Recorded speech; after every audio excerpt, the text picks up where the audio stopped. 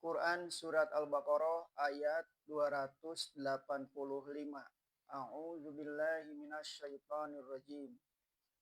Amanar rasulu bima unzila ilaihi mir rabbihi wal mu'minun. Qulun amana billahi wa malaikatihi wa kutubihi wa rusulihi la nufarriqu baina ahadim mir rusulihi wa qalu sami'na wa ta'na ghufranaka rabbana wa ilaikal masir.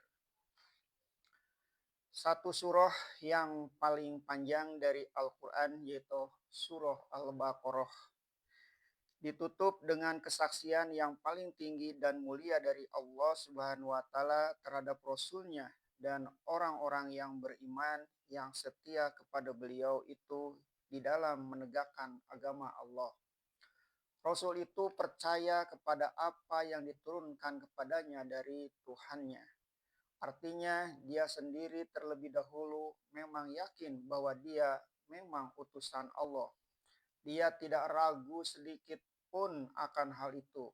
Misalnya dalam satu peperangan timbul firasat beliau bahwa seorang di antara orang-orang yang ikut berperang itu akan tewas kelak di medan perang.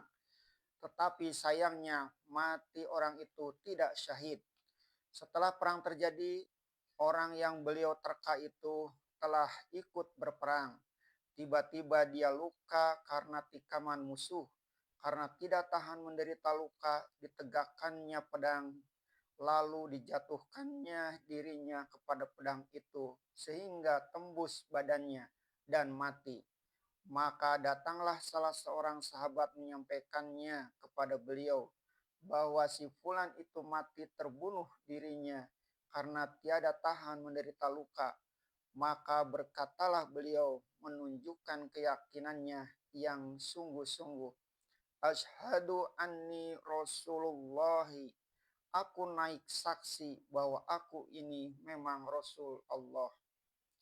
Kalau bukan dari sangat yakinnya bahwa dia memang utusan Allah, tidaklah dia akan sudi menderita, berkorban, terusir dari Taif, berhijrah ke Madinah, berkali-kali memimpin sendiri peperangan melawan musuh, nyaris dibunuh di Mekah, nyaris dibunuh Yahudi Bani Nazir di Madinah, nyaris termakan racun perempuan di Khaybar, sampai wafatnya sesaat pun tidak pernah kendur perasaannya bahwa memang dia Rasulullah.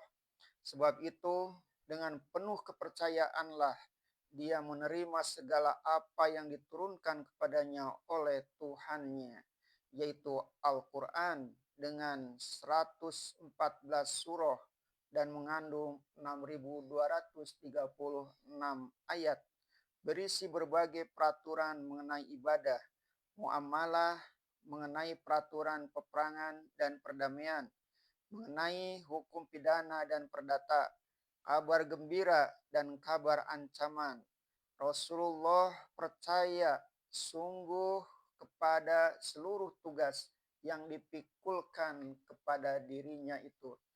Oleh karena menjadi Rasul itulah yang sungguh dipercayainya, maka sekali-kali tidak berubah sikap hidupnya di waktu dihinakan musuh-musuhnya di Makkah, dengan masa dia telah mencapai kekuasaan tertinggi di Madinah.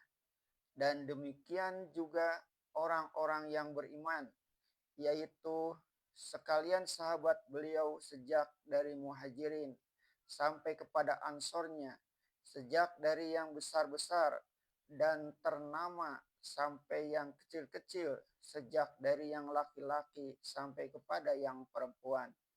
Semuanya pun percaya sebagai Rasul telah percaya. Mereka menjadi percaya dan yakin. Mereka lihat bahwa Rasul yang mereka ikuti itu pun percaya dan yakin. Tiap-tiap mereka percaya kepada Allah yang telah menjelmakan alam ini dari tidak ada kepada ada, yang hidup dan yang berdiri sendirinya, tiada bersekutu yang lain dengan dia. Maka oleh karena mereka itu telah percaya sebulat-bulatnya kepada Allah, Mereka pun percaya pula bahwa Allah itu mengutus malaikatnya untuk menyampaikan wahyu Allah bagi keselamatan manusia. Sebab itu, dan malaikatnya pun mereka yang percayai pula dalam rangka percaya kepada Allah dan kitab-kitabnya yang telah disampaikan sebagai wahyu ilahi oleh malaikat itu. Bukan saja mereka mempercayai satu kitab, yaitu Al-Quran, melainkan mereka mempercayai kitab-kitab dan rasul-rasulnya pun mereka percayai pula.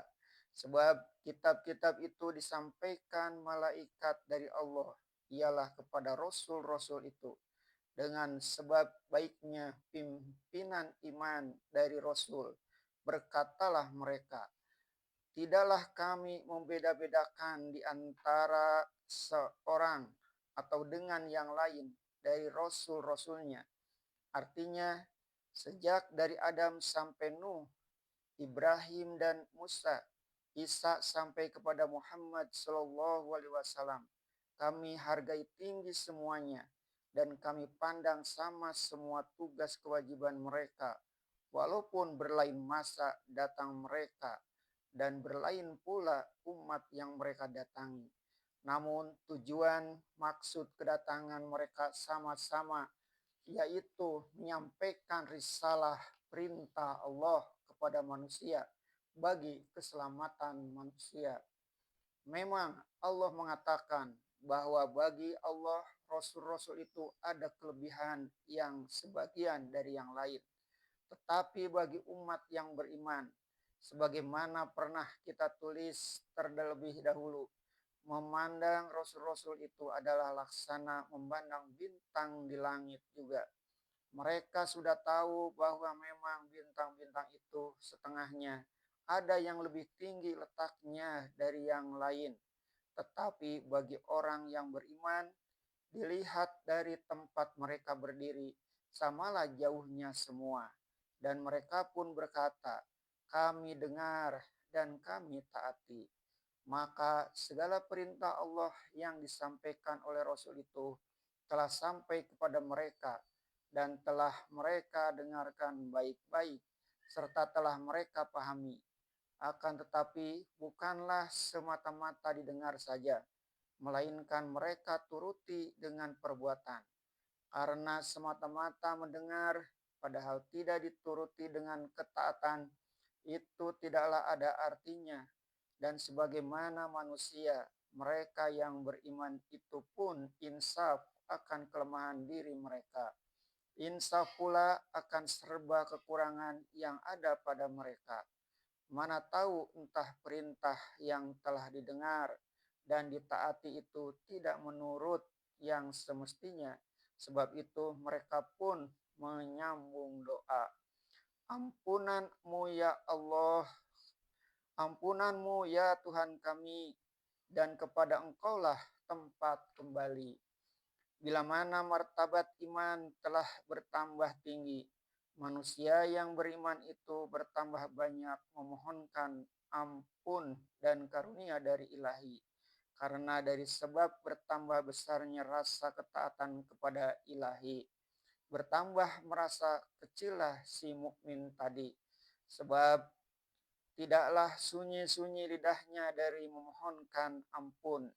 Kalau bolehlah diambil perumpamaan dari seorang pejabat tinggi dari satu negara yang telah dipercayai oleh kepala negaranya, maka bertambah tinggi jabatan pegawai itu, bertambah dia menjaga tugasnya, jangan sampai mengecewakan kepala negaranya.